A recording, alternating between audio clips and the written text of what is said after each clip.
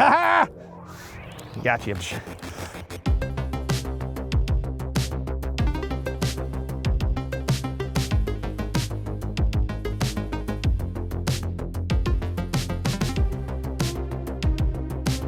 Hey, I'm Richie with Raw Tactics, and today we're going to discuss the difference between a budget AR platform versus a more expensive custom AR platform. What are the pros and cons of each? What should you spend your money on? What should you kind of skimp on?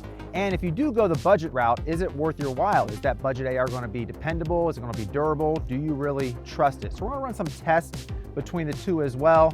But before we get into that, make sure you like, comment, and subscribe to this YouTube channel. You already know what to do, but YouTube likes it when I remind you to do it. So go ahead and do it. All right, let's start with our budget AR build. What we have here is a Smith & Wesson M&P Sport 2. This is our budget AR, sub $600, pretty much out the door. The only thing that's upgraded on here is the Magpul railguard, plastic in nature, and a very cheap sub $100, probably from China, optic. That's the only thing that we have on our budget AR build. Is it going to work? Yeah, it's going to work. Is it going to be dependable, durable? We'll find out. We'll run some tests against what we're going to consider our custom AR build, which is from Aero Precision, upper and lower. I have a Criterion barrel in there, the BCM rail, Eotech, CMC trigger, the lasers from AGM, it's the rim saw, the mod light, and the suppressor on here is Gemtech shield. So this is our custom AR build. Obviously lots of money goes into this versus, you know, if you include the optic and the rail, you're looking at maybe 700 and some dollars versus obviously a couple $1,000s here. First, let's get into basically with your budget AR build.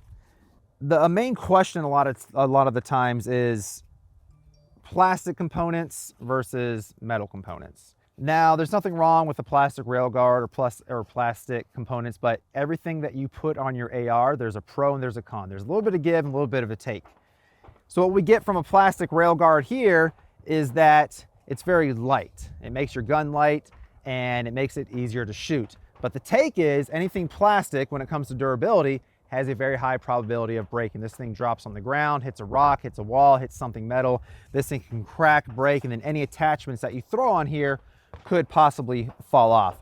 Versus if you have a metal rail, then obviously the give here is that it's more dependable, more durable. This thing is not going to break, but the take is it's a little bit heavier. So it makes the weapon a little bit heavier, fatigue starts sitting in, so on and so forth. So that's going to be up to you on where you draw the line there. Next, we'll talk about just basic triggers. In this Smith & Wesson, we have a basic stock trigger in here. Versus in the custom build, we have a trigger by CMC. It's a little bit lighter, a little bit smoother, a little bit crisper. And when we run our tests later on, we'll actually see, is there a major difference in time in comparison to a more custom trigger versus stock trigger. And finally, one of the main things that we'll get into is your optic. Okay, obviously we have the Eotech on here. These Eotechs can run anywhere between, depending on where you get it from, $400 to $700. And you can find pretty much any optic on Amazon for sub 100. You can probably buy some for $20, $30. I don't know. But this is a sub $100, pretty much no-name optic. And we'll see, hey, can we pick up this optic? Can we pick up the reticle really quick when transitioning, when coming up onto target versus the Eotech from there? So what we're going to do from here is going to run some drills, we're going to run some comparisons and see if there's any major difference as far as performance when it comes to the custom AR build and our budget AR build. All right, we got our budget AR here, our Smith & Wesson M&P Sport 2. Full transparency, 6 months ago when we took this out of the box, it had a pretty major malfunction within the first 50 rounds of when we shot it. This bolt locked forward, charging handle wouldn't pull it back. We had to do lots of things in order to fix it. Granted, this gun was pretty dry. It was not bone dry, but it was pretty dry. Nothing that a little oil and lubrication can't help. We've had no problems with it since. But to compare, when I'm running the custom AR build, that thing is dirty as hell and it is very dry as well. So, but we've had no malfunctions when it came to that as far as the bolt locking forward. Also, full disclosure, when we do this comparison to the custom AR build, obviously that's my go-to AR. That's what I shoot the most. So naturally, I'm probably gonna be a little bit more comfortable and quicker with that. But I'm gonna see there's probably not gonna be too much of a difference here. Let's go and load this thing up.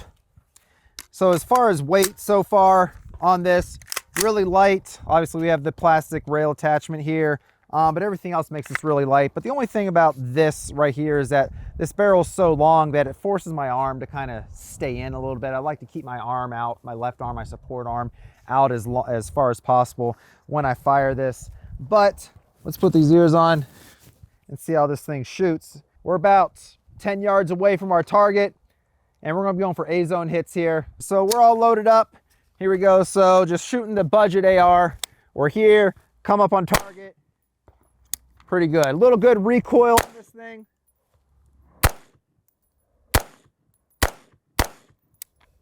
So overall, not bad. I can already tell based off this that the buffer tube in here is really tense. So there's lots of recoil pushing back into the shoulder. That can be a problem with a budget AR build. But overall, not too bad. Getting our A-zone hits. Our very cheap optic is pretty much zeroed. We're doing good there. So now let's get into more of a trigger pull, trigger feel when it comes to manipulating this budget AR. See if we can start putting some major rounds on target here.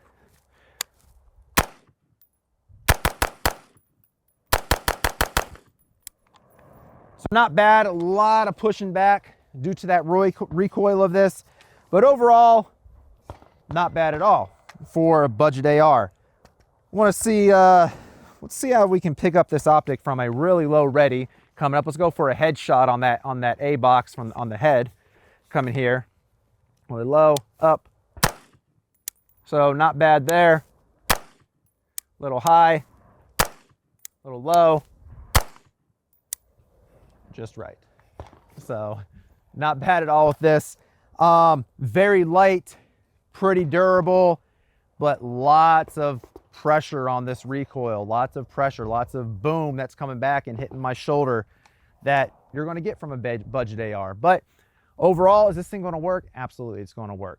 So let's move on to a custom build and see how that feels. We're loaded up here. Let's do the same thing, just an overall basic feel of the weapon for when it fires. Already a little less recoil. The gun is more stable for me. Obviously you get what you pay for when these things. So the main critique that I had from the budget AR was that there was lots of recoil. There's lots of pressure coming back against my shoulder, which can affect your shots long-term when it comes to accuracy. Obviously the more stable the rifle is, the better off you're going to be overall. But this fits right into the shoulder, not a lot of recoil, and we're doing fairly well there. So let's push the trigger a little bit, the CMC trigger versus the stock trigger, moving up on it. Come on. So not too bad there. I don't know why that magazine didn't fall out. You're making me look stupid. So don't do that. So overall, that trigger, smoother, better, helps my cadence, gets more rounds on target at a faster pace. Let's pick up this Eotech. Let's go for those headshots again, picking up the Eotech from a low ready. Good, that was a good shot right in the A. Good, right in the box. Oh, that was really low. That was good. Good. Good, so we're all moving in that A box right there. So picking up this optic, a whole lot better. Obviously, you get what you pay for once again. This window's a whole lot bigger. The reticle is easier to pick up. Nothing impossible with the budget AR, but obviously you get what you pay for. I keep saying that. My camera guy says don't repeat stuff. Don't tell him that I keep saying you get what you pay for, okay? But you get what you pay for when it comes to these better accessories for your rifle. All right, so everyone wants to shoot fast. Let's go a speed drill. We'll go bill drill with our budget AR. Let's do it from about 10 yards. We'll go bill drill, 6 rounds to the A box. From the low ready, we'll be able to pick up our cheap Chinese optic, slap that trigger. Don't slap your trigger. And let's see what we do from here.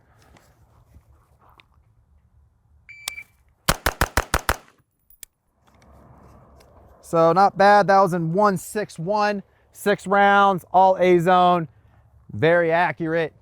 Not bad at all. So let's do it again. Everyone can be lucky once. Let's just see if we can beat 161 with this gun from here.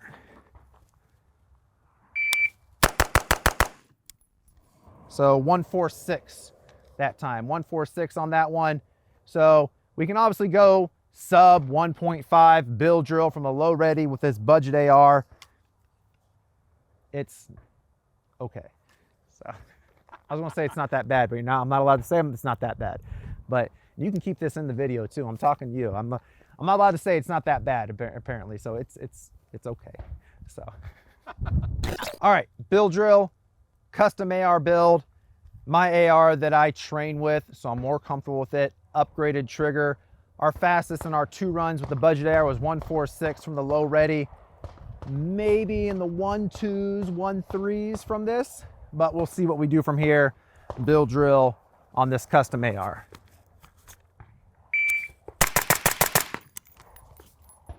So 143 on that one. So let's do it one more time.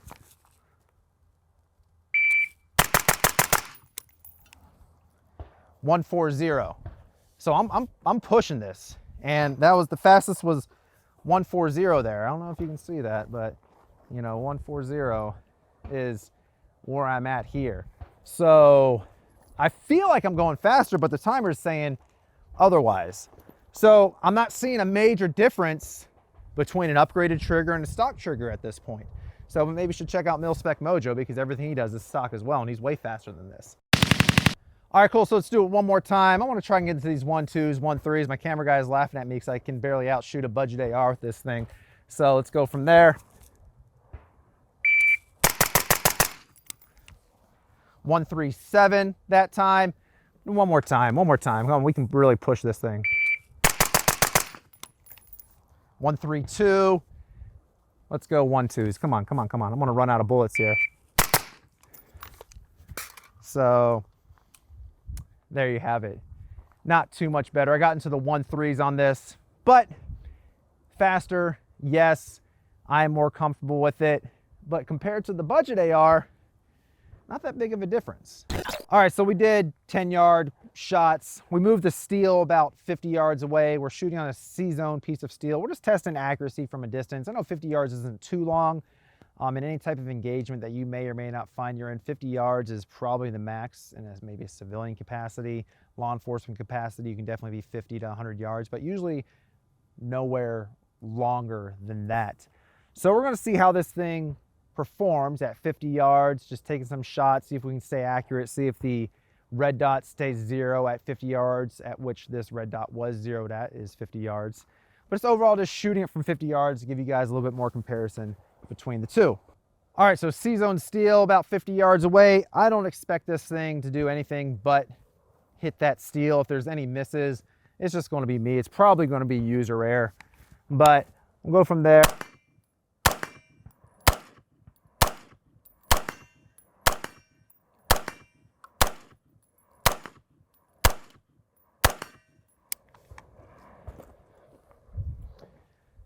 Could be me, could be the gun. I'm not happy about that right now, but we're gonna say it's the gun. But we'll see. If I'm missing the same shots with the other one, then I have a problem. So 50 yards, custom build. We'll see how we do from here with this thing.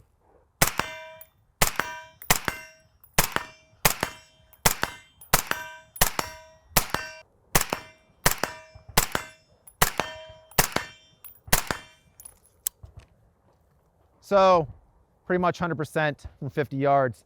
So I'm not gonna say, thank God, that it was the shooter missing those. So now I'm seeing some significant changes between the budget AR and a custom AR when it comes to accuracy just at 50 yards. Could it be the optic? Absolutely. Could it be a little bit more recoil from the buffer spring? Yeah, maybe. And I'm gonna reiterate this, it's probably the optic. I'm pretty sure it's the optic when it comes to that, because 50 yards, any budget AR should not be that inaccurate out the box from there. So let's wrap this up. Custom AR build, budget AR build. We put it through the tests. Now, mind you, there was no stress test done, no torture test, no durability test, where I'm pretty sure the budget AR build would have failed significantly. But we weren't doing that. When we're talking about just personal self-defense, any type of bedside gun, home defense weapon, the budget build definitely did its job. We had no malfunctions. We were really accurate. We were able to put lots of rounds on target accurately. The only issues we had is when we started shooting at distance, and that came down to the optic. So if you want to go budget build from the get-go, then by all means do it. If you want to spend lots of money right away, they have the saying, buy once, cry once. If you buy a bunch of cheap stuff, you're going to start buying them over and over and over again when they start breaking and, you know, wearing down on you, and you start spending more money than you would just buying a quality product right away. What's a quality product? I don't get paid by any of these people, so I'm not going to reiterate what a quality product is. You can do your research and find what a good quality product is when it comes to your rifle accessories. So if you are going to buy a budget AR and then start upgrading it from there, first thing I would probably buy is a light. Get yourself a good light on that gun, get yourself a sling, and you don't need an optic because your rifle should have some sort of iron sights already. So get yourself a light for those low light settings, dark settings, get yourself positive identification of any type of attack that may happen. After you get that light and sling, move on to a good optic from there. Ditch those iron sights, keep them on as a backup in case you want to, whatever you want to do, but get yourself a good optic. Then you can start moving into triggers and rails, barrels. Criterion barrel is a phenomenal barrel. I would definitely get that barrel for your rifle as an upgrade. But where you should really be using your money is on training. Maybe check out the Raw Tactics website, rawtactics.com. Doesn't have to be with me, but get some training in. There's nothing worse than someone with a gun who doesn't know what you're doing. You become more of a liability than you are an asset. Don't get yourself in trouble. Get some quality training when it comes to your firearms. I'm Richie with Raw Tactics. I hope you like this. Like, comment, subscribe. Like I said in the beginning, I'm reiterating it because I want you to do it, and I want you to stay safe, and I'll see you next time.